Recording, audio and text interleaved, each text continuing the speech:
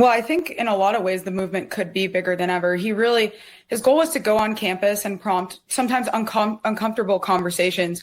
Not only did he share his views very openly in a way that I think was really productive and jarring on college campuses, because a lot of times you had sort of a prevailing viewpoint, and he came in to change that. But he also platformed dissenters. And I think that now Turning Point is going to, more than ever, try to create spaces for debate on college campuses.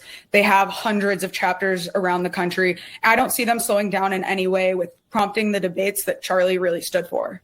So let's reflect now on, Kirk's rise and impact. How did Kirk go from starting Turning Point in 2012 to being so influential that he could have 800 college chapters that even Trump is crediting, Kirk as helping to increase support for him?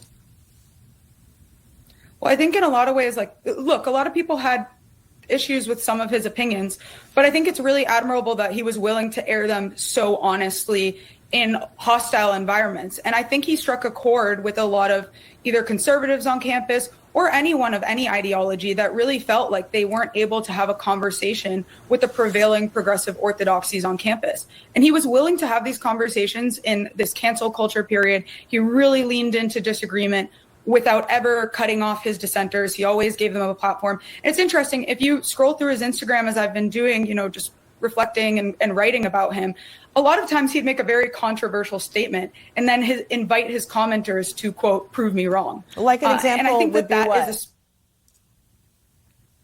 for example, on abortion or on transgender issues. For example, transgender athletes should not play in women's sports. These are the type of hot takes that he would have and state, and then invite his commenters to weigh in on the debate. I think that spirit is something that people really had, an appetite for on campus when everything was so sanitized. I think it's a little bit of all of the above.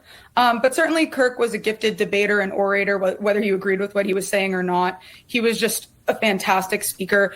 He really knew how to leverage social media as well. And I think it's a sort of a testament to the political savviness of the movement that he was able to build it in the early 2010s and in the Tea Party period and transition it into the MAGA movement. These are very sort of different political iterations of political conservatism, and that he was able to articulate the arguments of both so well. It does speak to his talent as an orator and as a debater.